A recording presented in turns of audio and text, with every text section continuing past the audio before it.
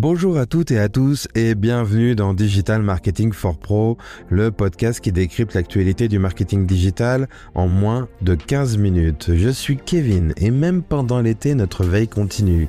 Car c'est justement dans ces périodes plus calmes que l'on peut interroger ses habitudes, prendre du recul et découvrir de nouvelles opportunités. Et justement, cette semaine, on revient sur une nouvelle fonctionnalité de ChatGPT, les agents personnalisés. Une fonctionnalité encore discrète mais qui ouvre des perspectives très concrètes pour les pros du marketing. Service client, tunnel de conversion, personnalisation, on vous explique tout. Dans le reste de l'actualité, on décrypte aussi les tuiles de ChatGPT, une nouvelle mise en forme des réponses de l'IA pour valoriser les sources d'informations et ainsi leur générer du trafic qualifié. Côté ads, Google pousse de plus en plus le broad match, mais faut-il vraiment abandonner le phrase match? On fait le point pour vous aider à choisir la bonne stratégie. Du côté e-commerce, Meta transforme les messages privés de Messenger en un nouveau canal marketing puissant. Comment l'intégrer efficacement à vos tunnels de conversion? On vous donne des pistes concrètes. Et sur LinkedIn, l'IA débarque aussi dans les campagnes sponsorisées grâce à la fonctionnalité Accelerate. Gain de temps ou perte de maîtrise, on analyse les enjeux. Comme à chaque fois, on finit cet épisode avec le chiffre de la semaine. Des blocs IA dans les résultats de Google sont désormais moins visibles dans 12,4% des cas, à un recul qui pourrait bien rebattre les cartes du SEO. Allez, installez-vous bien, votre résumé de l'actualité marketing commence maintenant.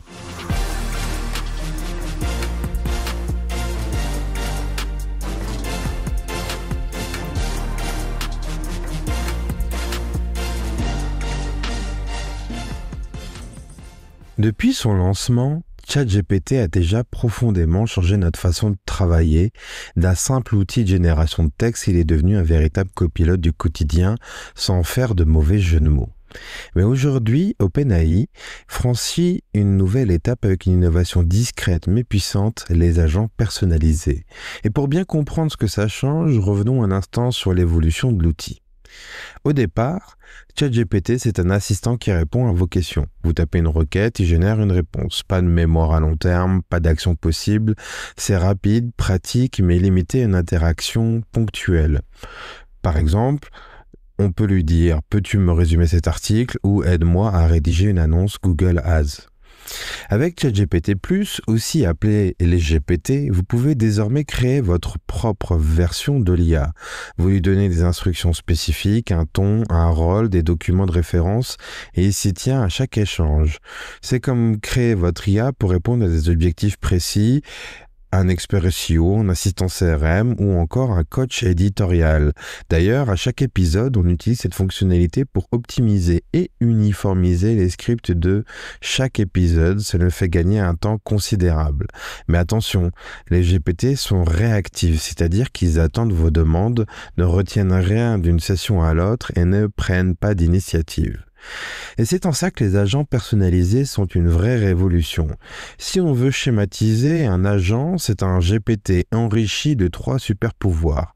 Le pouvoir d'avoir une mission claire, par exemple, accueillir et orienter les visiteurs d'un site e-commerce ou analyser les performances ads chaque semaine, d'avoir une mémoire persistante, il se souvient des échanges, peut poursuivre une logique de conversation et adapter ses réponses à chaque utilisateur, et des actions concrètes. Il peut interagir avec des outils tiers via API, consulter les bases de données, envoyer des emails et publier du contenu.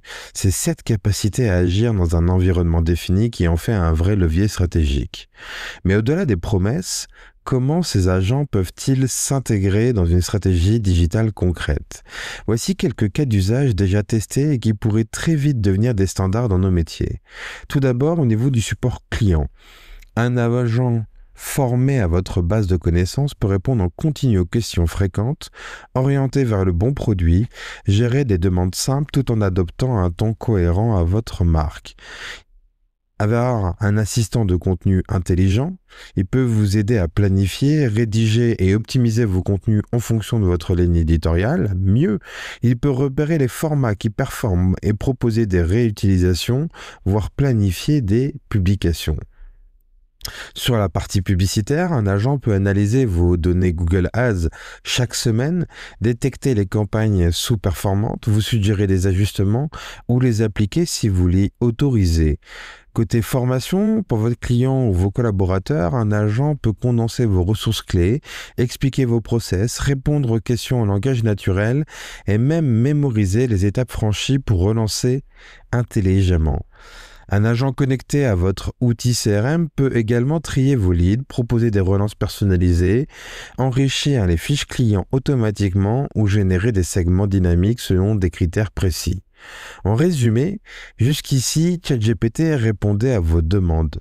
Désormais, il peut aussi agir pour vous. Et cette capacité à automatiser, personnaliser et mémoriser ouvre une toute nouvelle dimension pour le marketing digital. C'est un levier d'efficacité, bien sûr, mais aussi un levier d'expérience. Un agent bien conçu, c'est une prolongation intelligente de votre marque. Alors si vous cherchez une innovation à tester cet été, c'est peut-être celle-ci, parce que demain, vous ne collaborerez peut-être plus seulement avec des freelances ou des outils SaaS, mais aussi avec vos propres agents IA. Dans les épisodes précédents, on s'est souvent posé la question suivante. L'IA générative est-elle en train de tuer le SEO? Entre les résumés ultra complets générés par ChatGPT, les AI Overviews directement dans les résultats de recherche de Google et les réponses sans clic, le constat était inquiétant. Les contenus étaient lus, mais plus visités. Les créateurs perdaient autant de trafic qu'ils gagnaient en visibilité. Mais cette semaine, un petit changement du côté de ChatGPT pourrait bien changer la donne. En effet, OpenAI teste actuellement une nouvelle interface dans ChatGPT Search avec ce qu'on appelle les tuiles cliquables à la fin des réponses générées. Et ce changement, il pourrait transformer ChatGPT en source de trafic qualifié pour les marketeurs. Lorsqu'un utilisateur pose une question, ChatGPT génère sa réponse, comme d'habitude.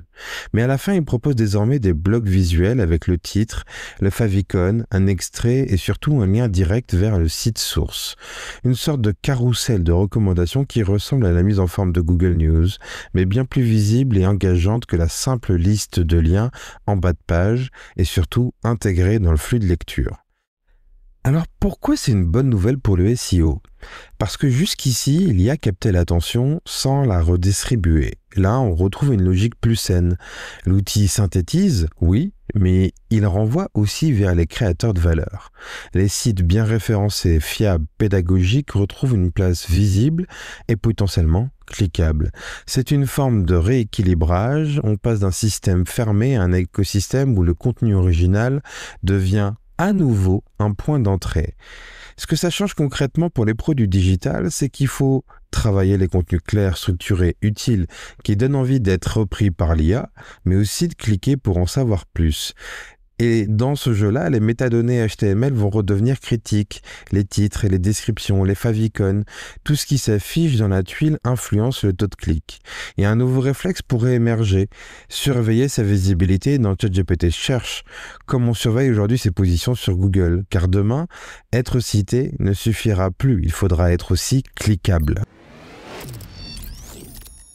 Si l'IA bouscule les règles du SEO, elle transforme aussi notre manière de faire de l'acquisition payante. Et cette transformation, on la voit clairement du côté de Google Ads, où les stratégies historiques sont progressivement remises en question, notamment autour d'un dilemme stratégique: faut-il abandonner le phrase match au profit du broad match? Autrement dit, faut-il miser sur des mots-clés précis ou de la requête large? Tout d'abord, commençons par une petite mise au point parce que ces termes peuvent sembler techniques. Le phrase match ou requête expression exacte permet d'afficher vos annonces uniquement quand la requête de l'internaute contient votre mot-clé exact ou très proche dans le bon ordre. Exemple, si votre mot-clé est formation Google Ads, votre annonce pourra apparaître pour meilleure formation Google Ads en ligne, mais pas pour Google Ads gratuite formation.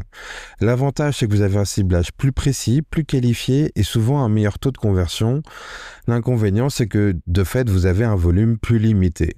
Le broad match ou requête large, c'est l'extrême inverse. Google se base sur l'intention de recherche, les synonymes, le contexte. Votre annonce peut apparaître pour des requêtes très éloignées tant que l'algorithme pense qu'il y a un lien.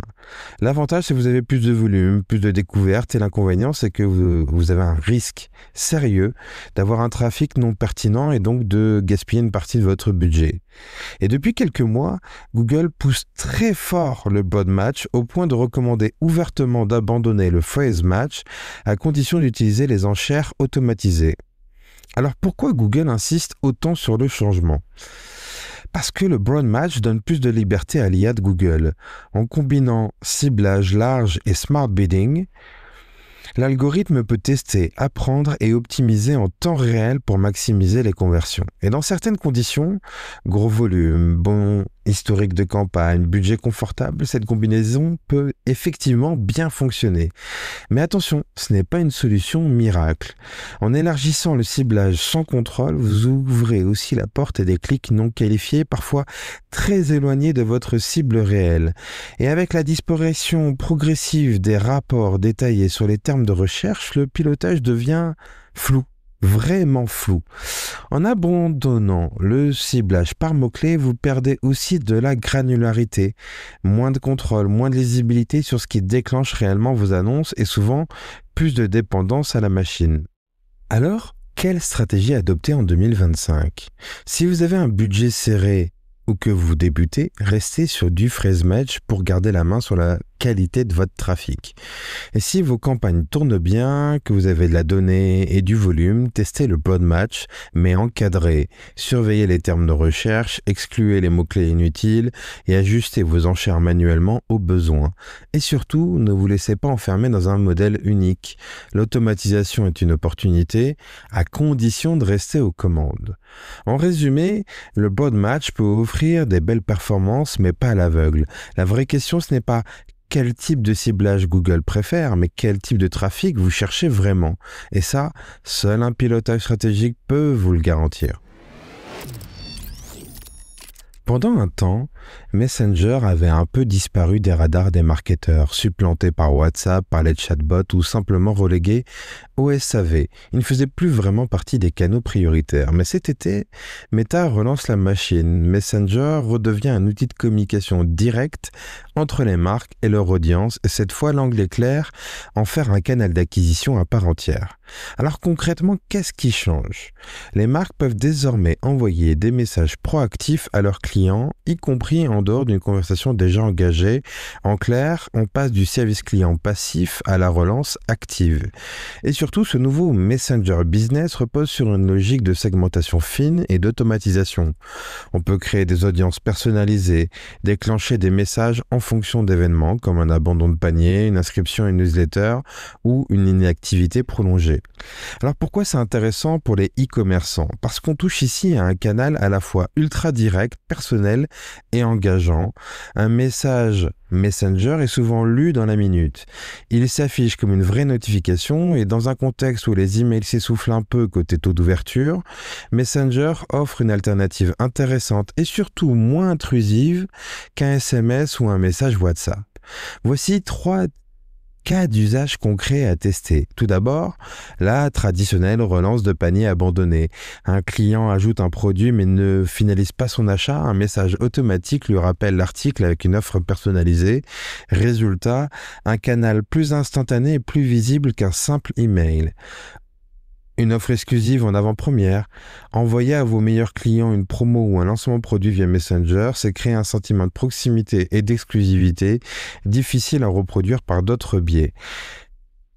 Et pour terminer, un questionnaire post-achat ou NPS. Plutôt que d'envoyer un email que personne ne lit, Messenger permet de lancer un mini-sondage rapide, interactif et qui capte vraiment l'attention. Cependant, ce qu'il faut anticiper, c'est que le consentement est clé, comme d'habitude. Comme pour toute démarche proactive, il faut que l'utilisateur ait donné son accord pour recevoir des messages et il doit pouvoir se désabonner facilement. Il faudra aussi soigner le ton et la fréquence. Messenger reste un espace personnel, trop intrusif et la relation s'effondre. Enfin, Il faut intégrer Messenger dans un parcours global. Ce n'est pas un canal isolé, mais une brique articulée avec vos emails, votre CRM et vos landing pages. En résumé, Messenger n'est pas mort, loin de là. Meta lui donne un vrai rôle dans les stratégies marketing conversationnelles, avec des possibilités d'automatisation et de ciblage dignes d'un canal CRM. Alors si vous cherchez à diversifier vos canaux d'acquisition, à réactiver vos clients dormants ou à booster l'engagement post-achat, c'est peut-être le bon moment pour redonner une vraie place à Messenger dans vos tunnels. On le voit au fil des épisodes de ce podcast, l'IA peut être perçue comme une menace, mais elle devient aussi un facilitateur pour les marketeurs. Et LinkedIn l'a bien compris. Avec ses nouvelles fonctionnalités Accelerate, le réseau social B2B veut simplifier la vie des annonceurs grâce à l'intelligence artificielle. L'objectif, créer des campagnes publicitaires plus vite, plus facilement et surtout plus efficacement. Voici comment ça fonctionne. Si vous avez déjà lancé une campagne sur LinkedIn, vous le savez, entre le ciblage, le contenu, le budget, les objectifs, la configuration peut vite devenir chronophage et pas toujours simple à maîtriser. Mais LinkedIn veut changer la donne avec une nouvelle fonctionnalité, Accelerate. Son ambition, accélérer radicalement la création des campagnes grâce à l'intelligence artificielle. Avec Accelerate, vous entrez un objectif marketing, par exemple générer des leads ou promouvoir un livre blanc, et l'outil se charge du reste, c'est-à-dire il vous propose automatiquement un ciblage d'audience pertinent, il génère plusieurs versions de votre message publicitaire et il ajuste les formats et les canaux en fonction des meilleures performances attendues. Le tout en moins de 5 minutes selon LinkedIn, une sorte de mode assisté pour lancer des campagnes sans passer 1 heure dans le gestionnaire. Alors pourquoi c'est intéressant pour les marketeurs? Parce que Accelerate ouvre la pub LinkedIn à des profils moins experts ou à ceux qui veulent tester rapidement des campagnes sans mobiliser toute une équipe. Mais aussi parce que l'IA peut accélérer les itérations en testant plus vite différents messages visuels ou segments d'audience et en apprenant en temps réel ce qui fonctionne le mieux. En somme, c'est un levier d'efficacité, surtout pour les campagnes à cycle court ou les tests de marché. Quelques précautions à garder en tête tout de même. La personnalisation reste limitée. Si votre message ou votre audience sont très spécifiques, il faudra probablement reprendre la main sur les paramètres avancés. La transparence est réduite. Vous ne verrez pas toujours pourquoi l'IA choisit tel format ou tel ciblage. Pas idéal pour apprendre et pour affiner votre stratégie sur le long terme. Et attention à l'effet pilote automatique. Accelerate est un excellent point de départ, mais ne remplace pas une vraie stratégie de contenu ni une connaissance fine de vos personas B2B. En résumé, Accelerate, c'est un peu le Smart Campaign version LinkedIn, rapide, guidé par l'IA et pensé pour simplifier la vie des annonceurs. Si vous débutez sur la plateforme ou si vous cherchez à lancer des tests rapides, c'est un outil à essayer. Mais pour des campagnes à fort enjeu ou très ciblées, le pilotage manuel restera indispensable. Le vrai bénéfice, gagner du temps sur les réglages techniques pour vous concentrer sur ce qui fait vraiment la différence, le message, la valeur et la cohérence de votre promesse. En somme, c'est la promesse de l'intelligence artificielle qui est directement appliquée dans cette fonctionnalité. Terminons cet épisode avec le chiffre de la semaine, moins 12,4%. C'est la baisse observée sur la présence des blocs AI Overviews dans les résultats de recherche Google selon une étude menée par Bright Edge. Ces blocs, ce sont ces encadrés générés par l'IA de Google tout en haut de la page qui résument directement la réponse à une requête, une fonctionnalité qui a beaucoup fait parler d'elle, notamment pour son impact sur le SEO. Mais depuis quelques semaines, leur visibilité recule nettement. Alors que se passe-t-il ? Plusieurs explications se croisent. D'abord, des problèmes de fiabilité.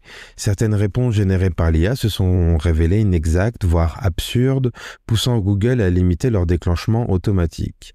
Ensuite, une réaction face aux critiques. Côté éditeur et SEO, la grogne monte depuis que ces blocs captent la réponse sans rediriger de trafic. Côté utilisateur aussi, la confiance n'est pas toujours là.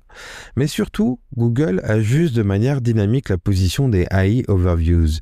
Si les utilisateurs scroll pour cliquer sur un lien organique plutôt que d'interagir avec le bloc IA, celui-ci est automatiquement déplacé plus bas dans la page. En clair, l'engagement réel des internautes détermine la place de l'IA dans les résultats de recherche. Autre point clé, Les AI Overview s'affichent surtout sur les requêtes informationnelles, par exemple comment fonctionne une pompe à chaleur ou histoire du e-commerce. En revanche, sur les requêtes transactionnelles, comment acheter un smartphone 5G ou CRM gratuit, leur présence est beaucoup plus limitée. Google semble donc réserver l'IA aux recherches où l'utilisateur cherche une réponse rapide, pas à faire un achat ou une comparaison. Ce que ça veut dire pour les pros du SEO, c'est un signal encourageant, d'une part parce que l'IA ne s'impose pas à tout prix, Google teste, ajuste et reste à l'écoute des usages réels, d'autre part parce que cela confirme que les intentions de recherche restent au cœur du jeu. Et surtout, le contenu de qualité bien structuré continue à peser. Les AI Overviews n'ont pas tué le SEO, elles l'ont complexifié. Mais pour celles et ceux qui savent produire de la valeur et comprendre les intentions derrière chaque requête, il y a encore beaucoup d'opportunités à saisir. Ce recul des blocs IA, c'est peut-être une pause temporaire, mais aussi une bonne raison de rester stratégique. Merci d'avoir écouté cet épisode de Digital Marketing for Pro jusqu'au bout. On espère qu'il vous a donné des idées concrètes à tester dans vos stratégies et que vous profiterez de cette période plus calme pour interroger vos habitudes, prendre du recul et explorer de nouvelles approches. Si ce format vous plaît, pensez à le partager autour de vous, à vos collègues, vos équipes, vos partenaires, voire même vos clients. Et si vous avez une minute, laissez-nous 5 étoiles sur votre plateforme d'écoute. C'est simple, mais ça nous aide énormément à faire connaître le podcast. Pour ne rien rater des prochaines actus clés du marketing digital, inscrivez-vous à notre newsletter Le Petit Digital. Chaque semaine, une veille claire, synthétique et directement actionnable dans votre boîte mail. Le lien est en description. Et comme toujours, vos retours sont précieux. Dites-nous ce que vous aimez, ce qu'on peut améliorer, les sujets que vous aimeriez qu'on décrypte. On se retrouve très vite pour un nouveau débrief de l'actualité marketing. Parce que dans le digital, la vérité d'aujourd'hui n'est pas celle de demain.